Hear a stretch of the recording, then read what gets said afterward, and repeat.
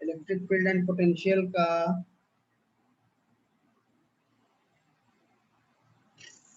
पूरा प्रॉब्लम तो बनाने लायक है ही। चलो इलेक्ट्रिक ये 1 से 20 तक एच.सी. वर्मा का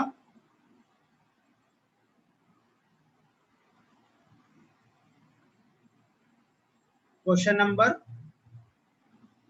1 से लेकर के क्वेश्चन नंबर 24 तक या 24 छोड़ दें, चलो 23 तक, क्वेश्चन नंबर 1 से लेकर के क्वेश्चन नंबर 23 तक। ठीक है, ये होमवर्क हो गया।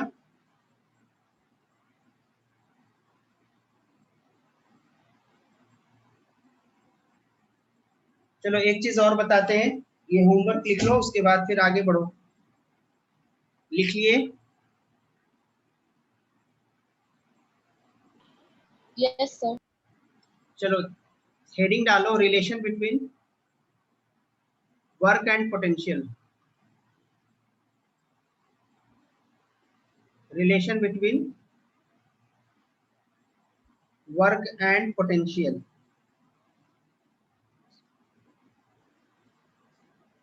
वर्क एंड पोटेंशियल का तो ऑलरेडी तुम लोग जानते ही हो ना, वर्क एंड पोटेंशियल तो ऐसे बताया ही हुआ, वर्क एंड, फिर भी लिख लो वर्क एंड पोटेंशियल।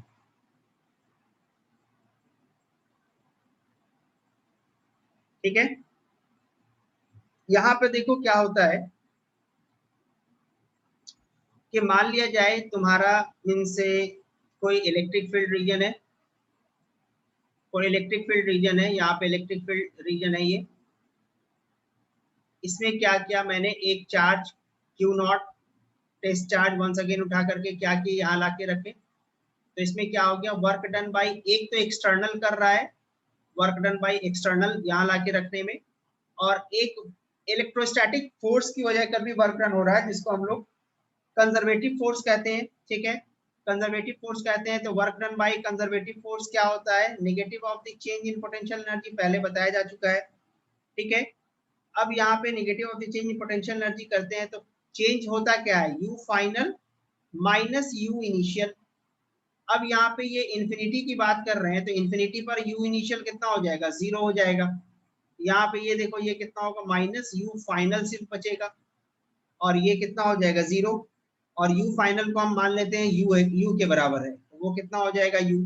तो work done by conservative force is equal to negative of u, means जो कंजर्वेटिव फोर्स कर रहा है काम, उसका पोटेंशियल एनर्जी नेगेटिव स्टोर हो रहा है। ठीक है ना, तो यहाँ पे देखो ये क्या, v इज इक्वल टू कितना होता है, u अपॉन q होता है। u अपॉन q अभी बताया, potential energy per unit charge is called potential, और यहाँ पर u की जगह पर क्या पुट करेंगे, negative work done by conservative force, या work done by electric force, या work done by conservative force. तो यहाँ पर क्या हो जाएगा, work done by conservative force upon q। एक फॉर्मूला तो ये हो गया। दूसरा कि अगर हम इंफिनिटी से चार्ज को जो यहाँ पर लाके रखे, वो बहुत स्लोली लाके रखे, स्लोली धीरे धीरे धीरे लाकर रखे, तो उसका काइनेटिक एनर्जी चेंज नहीं, मींस उसका स्पीड जो रहा कांस्टेंट रहा। तो यहाँ पे आप लिख लीजिए, if test charge is brought from infinity, if test charge is brought from infinity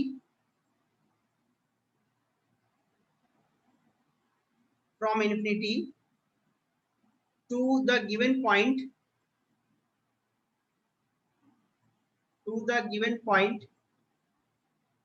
slowly, to the given point slowly by some external agent, by some external agent, कोई बाहर का एजेंट उठा करके उस चार्ज को यहां तक ला के रखा, तो उसने तो वर्क किया। तो फ्रॉम वर्क एनर्जी थ्योरम हम लोग क्या जानते हैं, पढ़ाया है इसको वर्क एनर्जी पावर में, वर्क एनर्जी थ्योरम क्या पढ़ाया है, याद है कुछ? वर्क एनर्जी थ्योरम क्या कहता है, work done by all forces is equal to change in kinetic energy. अब स्पीड चूंकि कांस्टेंट है, स्पीड चूंकि कांस्टेंट है, स्लोली का मतलब क्या है, स्लोली का मतलब ये होगा, स्लोली का यहाँ पे मतलब लिख दो, स्पीड इज कांस्टेंट। स्लोली का मतलब क्या है, स्पीड इज कांस्टेंट।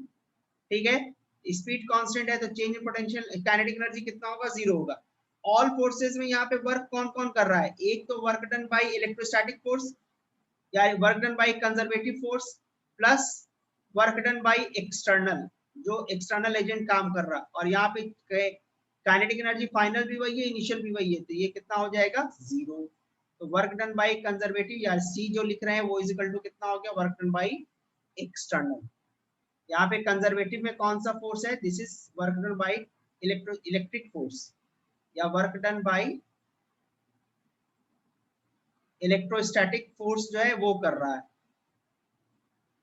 उसके अगेंस्ट में हमको एक्सटर्नल फोर्स लगाना पड़ रहा है ताकि ये स्लोली जाए। यहाँ पे प्लस, ये माइनस हो जाएगा। अब इसको ऊपर पुट कर दें तो v इज इक्वल टू क्या मिलेगा, v इज इक्वल टू आपको मिलेगा, ठीक है ना, ये v इज इक्वल टू क्या मिल जाएगा, माइनस डब्ल्यू सी है, हम इसको यहाँ पे w एक्सटर्नल रखना चाह रहे हैं तो ये कितना हो जाएगा, वर्क एक्सटर्नल, माइनस माइनस इसको प्लस कर देगा, डिवाइडेड बाई। ये आपका पोटेंशियल आप दो फॉर्मेट में निकाल सकते हैं। अगर एक्सटर्नल वर्क का कंसीडर करेंगे तो आप पॉजिटिव रखेंगे, और मीन्स डब्ल्यू एक्स मीन्स जो भी वैल्यू है वो एग्जैक्टली मीन्स देख लो, यहाँ पे अगर आप कंजर्वेटिव फोर्स एज्यूम करते हो तो minus W C upon Q, और अगर एक्सटर्नल वर्क कंसीडर करते हो तो work done external by Q. ये दोनों आपस में रिलेशन याद रखना चाहिए कि कंजर्वेटिव फोर्स का वर्क क्या होता है, negative of the work done by external होता है, ठीक है ना। तो यहाँ पर इस पॉइंट से, ये वाले पॉइंट से हम ये भी डिफाइन कर सकते हैं कि पोटेंशियल एट अ पॉइंट, यहाँ पे आप लिख लीजिए देयरफॉर, ये पॉइंट का जो मतलब होगा वो ये होगा कि potential at a point, potential at a point can also be defined as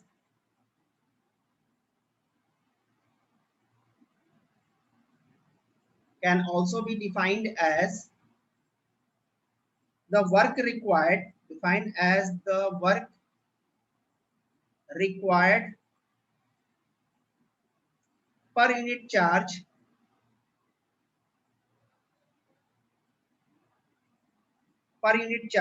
to bring a test charge,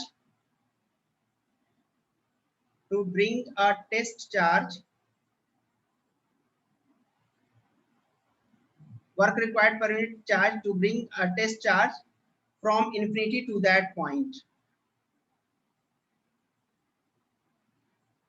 infinity to that point। यानी आपको समझ में ये बात आ गई होगी कि जो टेस्ट चार्ज को हम उठा करके इन्फिनिटी से यहाँ पर लाके रखे, तो ये टेस्ट चार्ज को उठाकर यहाँ से लाके रखने में क्या करना पड़ा, वर्क करना पड़ा। तो work done by external upon Q भी क्या देगा आपको, पोटेंशियल देगा, ठीक है ना। आप इसको पूरा कॉपी कर लो, पोटेंशियल देगा।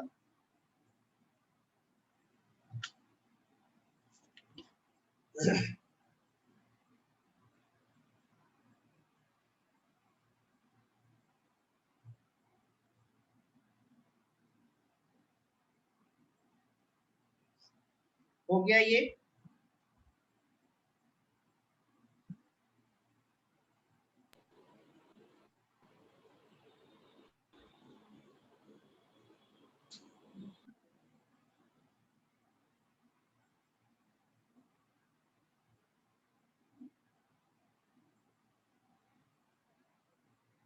हो गया यहाँ तक। आपको क्या क्या याद रखना है, पोटेंशियल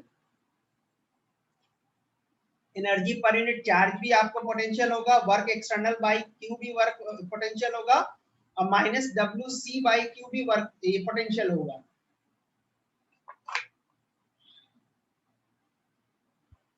इस चीज को ध्यान में रखना,